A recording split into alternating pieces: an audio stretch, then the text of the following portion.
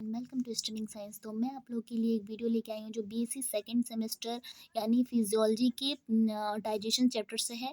ठीक है, fifth unit है जो इम्पोर्टेंट होने वाला है एग्जाम पॉइंट ऑफ व्यू से। और एमसीक्यू टाइप में सबसे मोस्ट इम्पॉर्टेंट होता है कि थ्योरेटिकल्स के साथ कॉन्सेप्चुअल चीज़ को समझे।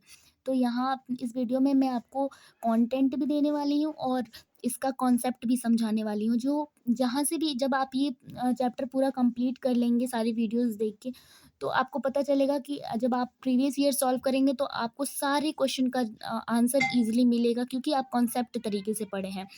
तो चलिए हम बिना टाइम वेस्ट किए हम स्टार्ट करते हैं कि डाइजेशन क्या होता है, इसके स्टेप्स कितने होते हैं, क्या क्या इसमें एंजाइम्स यूज होते हैं, जो चीज़ भी पढ़ना होता है स्टार्ट करते हैं। ठीक है, डाइजेशन क्या होता है? Digestion is a mechanochemicals process by which is complex food particles is broken into simpler forms. ठीक है, अब मैकेनोकेमिकल्स प्रोसेस क्या होता है? सबसे पहले तो हर टर्मिनोलॉजी को आप समझिए, एक्सपेंड करके समझिए, एक्सप्लोर करके समझिए, ताकि उसका मतलब समझ में आए और इजी वे में आप उसको अंडरस्टैंड कर सकें। ठीक है, मैकेनोकेमिकल्स होता है mechanicals process and chemicals process, दो चीज़ों से मिलकर बनी होती है हमारे डाइजेशंस होती है, उसे हम डाइजेशन कहते हैं। ठीक है, तो इसमें मैकेनिकल्स प्रोसेस हो जाएगा, जैसे किसी भी खाने को, फूड को हम चैविंग कर रहे हैं, ये मेस्टिकेशंस कर रहे हैं, स्वेलिंग कर रहे हैं, तो ये मैकेनिकल प्रोसेस है। और उसमें केमिकल्स का यूज हो रहा है, एंजाइम्स का यूज हो रहा है, जिसकी वजह से वो खाना पच रहा है, तो उसे हम मैकेनिकल्स प्रोसेस कहेंगे। ठीक है, और it is a catabolic process, इसको दूसरे वे में देखेंगे कि it is a catabolic process. Catabolic process means large particles को स्मॉलर पार्टिकल्स में ब्रोकन करना, ये कैटाबॉलिक प्रोसेस होता है। लार्ज पार्टिकल्स क्या होते हैं? जो भी मतलब लार्ज पार्टिकल्स उसके मोनोमर्स में टूट जाना, यानी single unit monomers food particles, यानी उसके सिंगल यूनिट। जैसे हम जो चीज़ भी खा रहे हैं, रोटी दाल जो भी चीज़ खा रहे हैं, तो क्या हो रहा है? Protein, carbohydrate, lipid and nucleic acid, यही चार चीज़ें उसमें होती हैं। ठीक है, तो अब प्रोटीन्स का मोनोमर्स क्या होता है? Amino acid. जब एमिनो एसिड में ये कन्वर्ट हो जाएगा प्रोटीन, तो ये यानी ये डाइजेशन हो गया। ठीक है, कार्बोहाइड्रेट का स्टार्च होता है, लिपिड्स का फैटी एसिड, ग्लिसरॉल्स होता है, और न्यूक्लिक एसिड का न्यूक्लियोटाइड्स एंड न्यूक्लियोसाइड्स होता है। ठीक है, इस तरीके से ये चीज़ बायोकेमिस्ट्री जब आप पढ़ेंगे तो आपको समझ में आएगा कि प्रोटीन का एमिनो एसिड चीज़ें क्या होती हैं, जो भी चीज़ें हैं। ठीक है, आगे वीडियो में देखेंगे डाइजेशन कंप्लीट इन 5 स्टेप। अब डाइजेशन जो कंप्लीट होता है वो सिर्फ वो 5 स्टेप में कंप्लीट होता है। अब इसमें क्या होता है? इंजेशन होता है, डाइजेशन होता है, एब्जॉर्प्शन होता है, एसिमिलेशन होता है, इजेशंस होता है।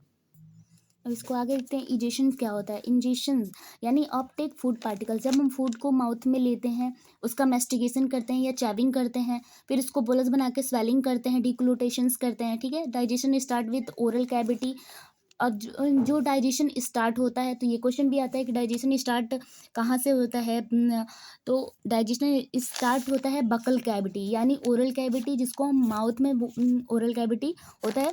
और डाइजेशन जो स्टार्ट होता है, तो सबसे पहले डाइजेशन क्या होता है? प्रोटीन्स, कार्बोहाइड्रेट्स, ये सारी चीज़ें, तो उसमें स्टार्च का पाचन सबसे पहले स्टार्ट हो जाता है। ठीक है, उसके बाद डाइजेशन आता है, इसके बाद इंजेशन के बाद डाइजेशंस। डाइजेशंस क्या होता है? जो मैंने बताया कि आपको लार्ज पार्टिकल्स को स्मॉलर में कन्वर्ट करता है, यानी बेसिकली मोनोमर्स में कन्वर्ट कर देता है।